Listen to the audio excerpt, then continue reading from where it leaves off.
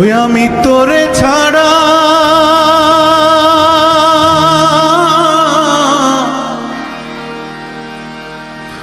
বাঁচবো কি করে,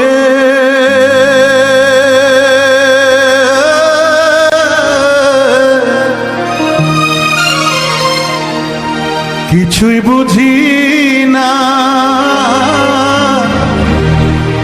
ওরে পাখি রে ফিরায় আইলি না।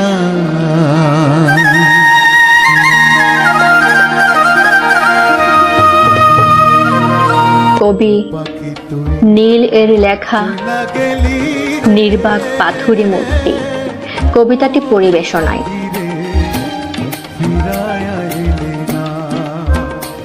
তুমি যখন চলে গেলে তোমার ছলো ছলো অক্ষি কনিনিকায় আমি আমার মুখচ্ছবি দেখেছিলাম, অপলক চেয়ে দেখেছিলাম।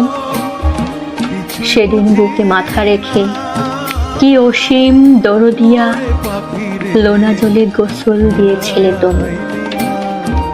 তখন মনে হয়েছিল এই বুঝি শেষ গোসল, শেষ বিদায়ে।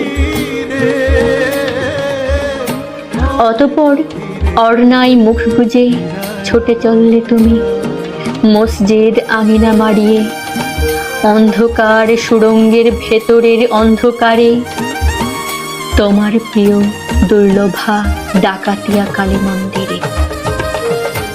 পারিজাত যুবকের পারিজাত সিঁদুর পড়তে পরদেশিনী অন্ধকার সুড়ঙ্গের অপার থেকে তোমার আকাশে চেয়ে দেখো, মন্দির ভীত হয়ে অশ্রুপাতে আসছে।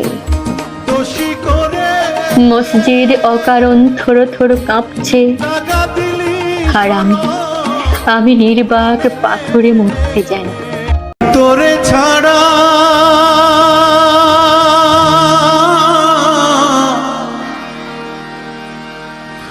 বাঁচবো কি করে,